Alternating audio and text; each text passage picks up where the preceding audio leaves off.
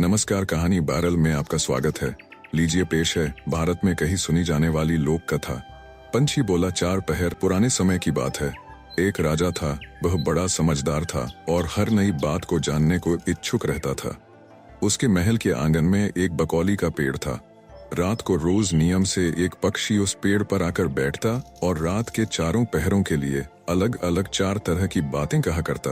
पहले पहर में कहता, किस मुख दूध पिलाऊं, किस मुख दूध पिलाऊं। दूसरा पहर लगते बोलता, ऐसा कहूं न दीख, ऐसा कहूं न दीख। जब तीसरा पहर आता तो कहने लगता, अब हम करबू का, अब हम करबू का।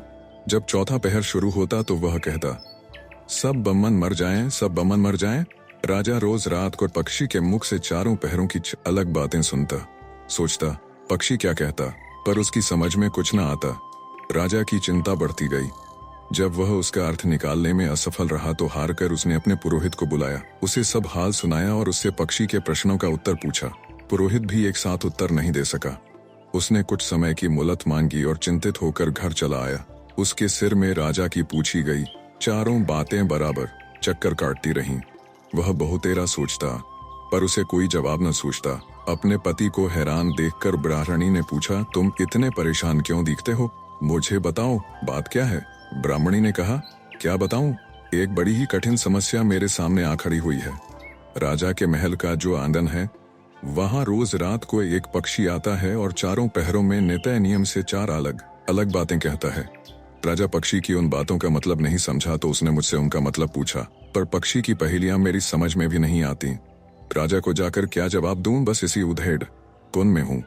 ब्राह्मणी बोली, पक्षी कहता क्या है, जरा मुझे भी सुनाओ। ब्राह्मणी ने चारों पहरों की चारों बातें कह सुनाई। सुनकर ब्राह्मणी बोली, वाह, यह कौन कठिन बात है। इसका उत्तर तो मैं दे सकती हूँ, चिंता मत करो। जाओ राजा से जाकर कह दो कि पक्षी की बातों का मतलब मैं बताऊंगी। ब्राह्मण राजा के महल में गया और बोला, महाराज, आप जो पक्षी के प्रश्नों के उत्तर जानना चाहते हैं उनको मेरी स्त्री बता सकती है। पुरोहित की बात सुनकर राजा ने उसकी स्त्री को बुलाने के लिए पालकी भेजी। ब्राह्मणी आ गई। राजा रानी ने उसे आदर से बिठाया। रात हुई तो पहले पहर पक्षी बोला, किस मुख दूध पिलाऊं, किस मुख दूध पिलाऊं। राजा ने कहा, पंडितानी सुन रही हो पक्षी क्या बोलता है? वह बोली, हाँ महाराज, सुन रही हूँ। वह अधखट बात कहता है। राजा ने पूछा, अधखट बात कैसी? पंडितानी ने उत्तर दिया, राजन सुनो, पूरी बात इस प्रकार है। लंका में रावण भयो 20 भुजा 10 शीश, माताओं की जा कहे, किस मुख दूध पिलाऊं, किस मुख दूध पिलाऊं। लंका में रावण ने जन्म लिया है। उसकी 20 भुजाएं हैं और 10 शीश हैं। उसकी माता कहती है कि उसे उसके कौन से मुख से दूध पिलाऊं। राज बोला, बहुत ठीक, बहुत ठीक, तुमने सही अर्थ लगा लिया। दूसरा पहर हुआ तो पक्षी कहने लगा, ऐसो कहूं न दीख, ऐसो कहूं न दीख। राजा बोला, पंडितानी, इसका क्या अर्थ है?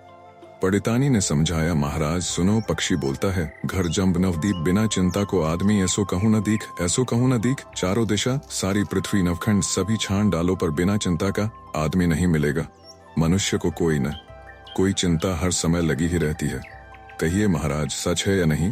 राजा बोला, तुम ठीक कहती हो। तीसरा पहर लगा तो पक्षी ने रोज की तरह अपनी बात को दोहराया, अब हम करबू का, अब हम करबू का। ब्राह्मणी राजा से बोली, महाराज, इसका मर्म भी मैं आपको बतला देती हूँ। सुनिए, 5 वर्ष की कन्या 60 दई ब्याह, बैठी करम बिसूरती, अब हम करबू का, अब हम करबू का। 5 वर्ष की कन्या को 60 वर्ष के बूढ़े के गले बांध दो तो बेचारी अपना करम पीट कर यही कहेगी, अब हम करबू का, अब हम करबू का। सही है ना महाराज? राजा बोला, पंडितानी, तुम्हारी यह बात भी सही लगी। चौथा पहर हुआ तो पक्षी ने चोंच खोली, सब बम्मन मर जाएं, सब बम्मन मर जाएं। तभी राज ने ब्राह्मणी से कहा, सुनो पंडितानी, पक्षी जो कुछ कह रहा है क्या वह उचित है? ब्राह्मणी मुस्काई और कहने लगी, महाराज, मैंने पहले ही कहा है कि पक्षी अधखट बात कहता है। वह तो ऐसे सब ब्राह्मणों के मरने की बात कहता है। विश्वास संगत जो करें, सुरा मांस जो खाएं, बिना सपरे भोजन करें, वह सब बम्मन मर जाएं, वह सब बम्मन मर जाएं। जो ब्राह्मणी वेश्या की संगति करते हैं, सुरा और मांस का सेवन करते हैं और बिना स्नान किए भोजन करते हैं, ऐसे सब ब्राह्मणों का मर जाना ही उचित है। जब बोलिए, पक्षी का कहना ठीक है या नहीं? राजा ने कहा, तुम्हारी चारों बातें 52 तोला पावरत्ती ठीक लगी। तुम्हारी बुद्धि धन्य है। राजा रानी ने उसको बढ़िया कपड़े और गहने देकर मान सम्मान से विदा किया। अब पुरोहित का आदर भी राजदरबार में पहले से अधिक बढ़ गया। आप सुन रहे थे कहानी बैरल से, भारत में कहीं सुनी जाने वाली लोक कथा पंछी बोला चार पहर। वीडियो पसंद आया तो इसे लाइक करिए और चैनल को भी सब्सक्राइब कीजिए। धन्यवाद।